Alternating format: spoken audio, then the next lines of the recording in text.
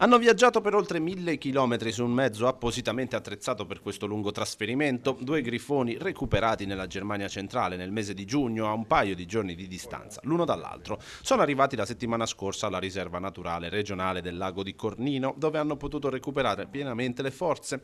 Le condizioni dei rapaci risultavano complessivamente buone, ma gli esemplari apparivano piuttosto deboli e così parso opportuno un loro soggiorno nell'oasi specializzata gestita dalla Coop Paves, presieduta da Luca Sicuro, che ha provveduto all'applicazione delle radio satellitari sugli uccelli, un maschio e una femmina, entrambi con peso superiore agli 8 kg.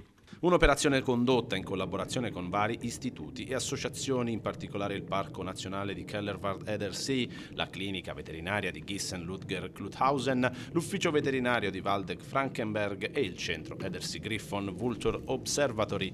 Tutte queste realtà si sono preoccupate di reinserire al più presto in natura i due grifoni in un'area sicura e controllata nella quale fossero già presenti colonie della loro specie, e la scelta è ricaduta quindi sulla riserva di Cornino, grazie alle garanzie fornite per la stessa dal centro di Vienna per la conservazione degli avvoltoi. Sono stati i tedeschi a organizzare il trasporto, impegnativo e costoso. Nel pomeriggio di mercoledì 18 settembre la liberazione.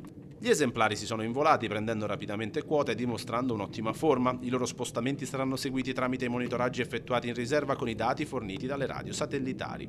L'importanza dell'intervento viene sottolineata anche dal vice sindaco di Forgaria con delega alla riserva Luigino Ingrassi, che evidenzia come il sito sia ormai diventato un punto di riferimento scientifico su scala europea.